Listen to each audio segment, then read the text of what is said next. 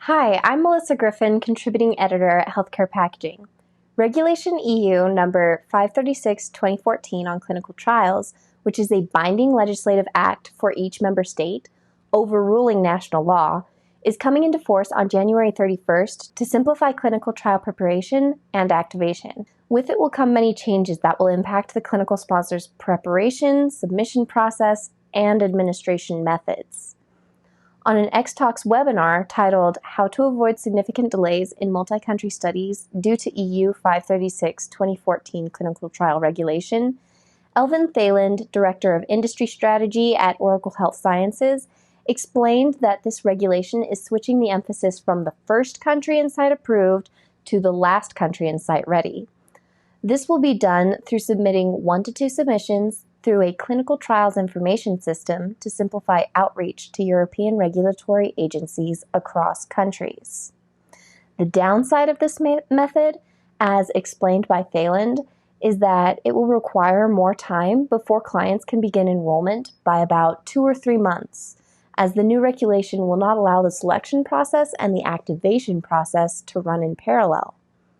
Instead, the submission process will be split into 2 parts, for the reporting country and the member states concerned. Clinical sponsors must then adapt in order to operate within the framework. If the timelines are not met by the clinical sponsor, then the submission lapses and delays and can even require a restart. Other important factors that can affect study timelines are the individual member states' final decisions, as each can reject Part 1 and Part 2 decisions, and substantial modifications due to protocols which must be submitted after the initial Part 1 submission is complete.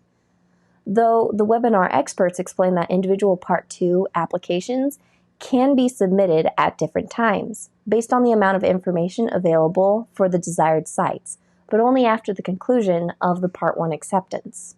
Essentra Packaging, a global manufacturer of cartons, leaflets, and labels for the pharmaceutical industry, is running a 3-part webinar called The Evolution of Clinical Trial Packaging, also meant to help clinical sponsors adapt to the changes coming with the new regulation. The first part of the series discusses changes, issues, and possible solutions for Annex 6 expiry labeling.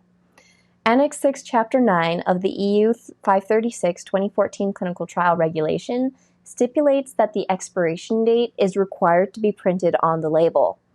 Joe Montero, Technical Account Manager of Clinical Trials at Essentra Packaging, listed in the webinar a number of challenges that this poses for sponsors, including increased cost of rework, especially around kits which have multiple primary containers per kit, each required to have an updated expiry label, the purchase of new labels for relabeling, which must be performed in a controlled GMP-compliant environment under quality QP release, the potential of damage to packs, as well as to biological drugs, which must be taken out of cold storage for pack relabeling, and more.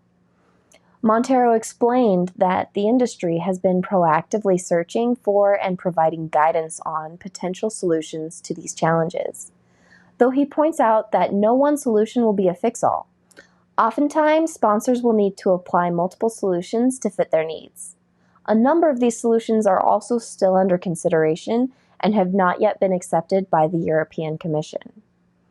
Potential solutions given in the webinar were to label the primary container with the initial expiry date and include a statement referencing the outer pack for the most current expiry date. The use of an electronic label with a barcode that can be scanned by participants using a smart device to link them to all necessary information regarding the medicine they are taking.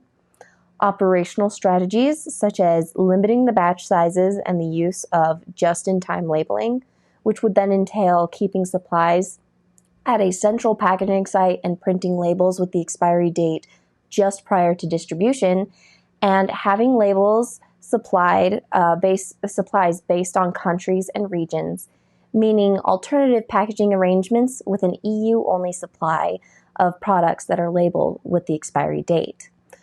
For more on direct-to-patient considerations for clinical trials, check out the full story at the URL on screen.